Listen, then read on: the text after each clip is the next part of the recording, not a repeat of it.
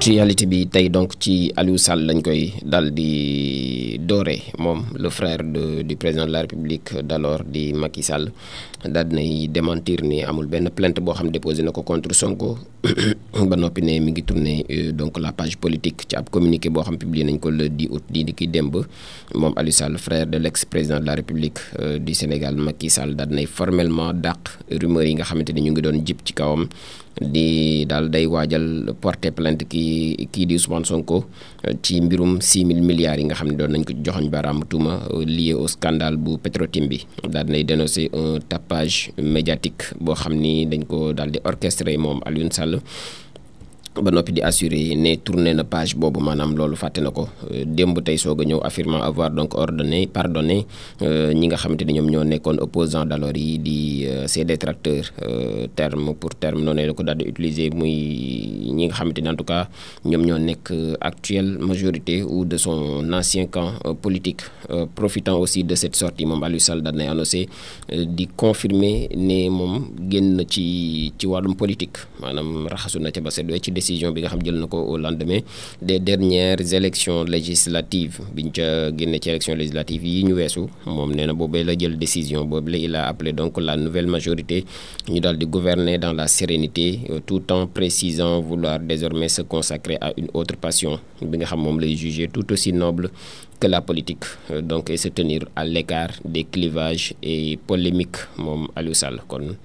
démentir na plainte ba noppi yëgle ne wàllum politique moom jëratul sax ñu ko cay tudd ndax noppi na ca. Guy Marius Sagna di dénoncer moom it benn complot ngeen baal ma pour daal di wàññi doole Ousmane Sonko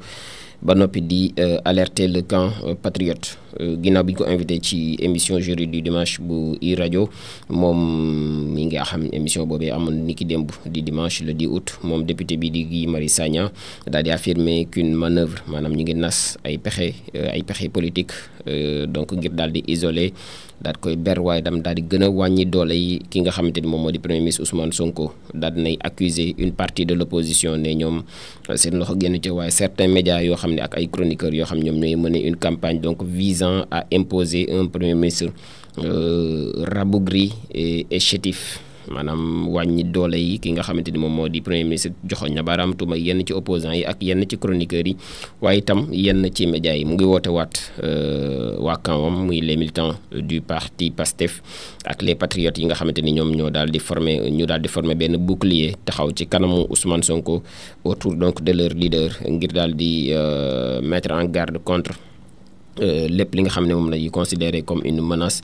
pour le parti son projet ak le Sénégal selon donc Guy Marius Sagna ab stratégie la boo xamante ni daal du passer par une tentative d'opposer Ousmane Sonko au président Bassirou Diomaye Diakhar Faye li ñu bëgg daal moom mooy jaxase leen ñoom ñaar ñi dans le but de briser leur tandem donc muy estimer que les attaques contre le chef du gouvernement bi nga xamante ni daanaka ku yëkkati kàddu rek ci Ousmane Sonko ko jëmale mi ngi juddoo ci son refus de dévier du programme du PASTEF donc mi ngi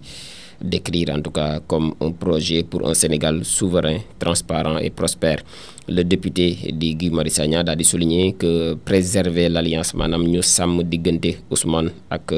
Diomaye premier ministre Ousmane Sonko ak président Diomaye Diakhar Faye moom nee na selon lui chance la pour le Sénégal donc fa la Sénégal mën a daal di jaaree ngir daal di dem fa mu bëgg a demee que la vigilance des patriotes dafa daal di essentiel pour daal di empêcher toute division. Cheikh Ba moom donc un parcours d'exception bi nekk à la tête de l'Union des magistrats du Sénégal moom Cheikh Ba donc l'Union des magistrats du Sénégal di UMS daal nañuy fal ni ki de samedi bi son nouveau président muy président bu Union des magistrats du Sénégal muy wuyoo ci Cheikh Ba avec 146 voix lors de son assemblée générale ordinaire fort d'une carrière boo xam ne bu riche la bu varié la moom Cheikh Ba l'actuel président de chambre à la cour d'appel de Dakar daal nay présenter son programme ambitieux boo xam da ko axé sur des actions concrètes et réalisables yoo xam ni soutenues par une équipe engagée magistrat chevronné la ne donc mu ngi miser sur une vision collective donc tourné waat bu baax a baax vers l'avenir pour daal di renforcer waat l'efficacité et l'indépendance de la justice sénégalaise. Diplômé d'institutions prestigieuses au Sénégal, en Europe et aux États-Unis. Moom Cheikh Ba daal dinay am une expérience bu ñëpp reconnaître en droit international, justice pénale, gouvernance et réforme judiciaire. daal nay occupé ay postes yu bëree bëri wala ay fonctions yu bëree bëri de haut niveau, allant donc de juge d'instruction antiterroriste à conseiller technique au ministère de la Justice, en passant par des missions d'expertise pour l'Union européenne, l'ONU, donc ak ONU, spécialiste donc de la justice de proximité ak l'accès aussi au droit. Dinay dégg ni moom dina mettre son expérience au service du renforcement de l'état de droit ak li nga xam ne moo jublu ci la modernisation des juridictions fii ci biir réewum Sénégal. Déclaration de patrimoine beneen la ci actualité bi. Doudou Wade mi ngi fustiger moom l'exemption présidentielle et di woote waat ngir ñu daal di corriger la loi, muy le projet de loi sur la déclaration de patrimoine bi nga xam ne adopté nañ ko en conseil des ministres, di xaarandi assemblée nationale daal ci taxaw seetlu le 18 août bi ñu jëm. Mi ngi provoquer en tout cas une levée de bouclier en cause l'exemption donc prévue pour le président de la République en fin de mandat, kii di Doudou Wade nag moom ancien président du groupe parlementaire des libéraux, mu ne nag disposition bi amul benn cohérence, dafay traduire benn mal gouvernance. Donc di woote di rappeler sax que Macky Sall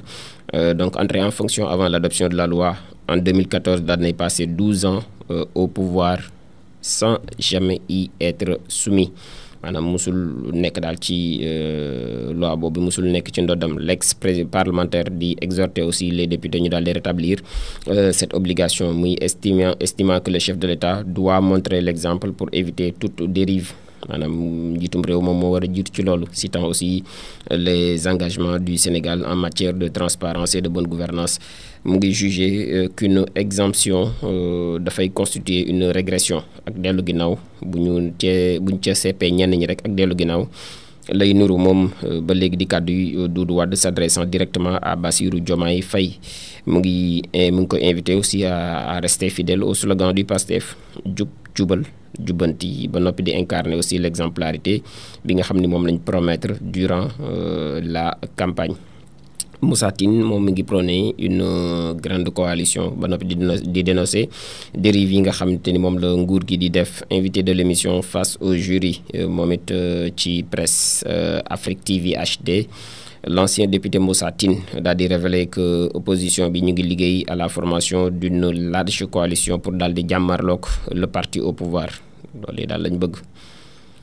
lors des prochaines élections yi nga xam ne moom lañ jëm, muy élections locales yi en 2027. mu ngi évoquer aussi ses relations avec Khalifa Sall ak Barthélémy Diaz, di assurer entretenir aussi des liens amicaux avec le premier muy Khalifa Babacar Sall et n'avoir aucun différend. Maanaam amul benn coow ak mbiicoog mbaaloog ki nga xamante ni moom moo di Barthélémy Diaz, malgré un éloignement politique bu récent. Le président de l'Alliance démocratique Penco daal dinay critiquer les arrestations ñi nga xam ne ñu ngi leen jàpp boobaak léegi, loolu yëpp nag ngir offense. Donc di woote waat les autorités ngir ñu daal di nangu critique yi nga xamante ni ñu ngi koy dégg et daal di mettre fin li nga xam ne moom moo di l'impunité sélective. Défenseur d'une constance dans les valeurs républicaines, daal dinay dénoncer itam les pratiques yi nga xamante ni ñoom ñoo di yenn ci opportuniste. Jàpp na ni yenn pratiques yi daal ngir sa bopp rek la. Day plaider aussi pour des réformes institutionnelles, notamment la fin de la présidence du Conseil supérieur de la magistrature par le chef de l'État, un rééquilibrage donc des pouvoirs du procureur et la création d'un juge des libertés. Globalement lii lañ mën a tënk tey ci li nga xamante ni moom moo di seen rubrique actualité du jour. Léegi la pause commerciale puis musicale.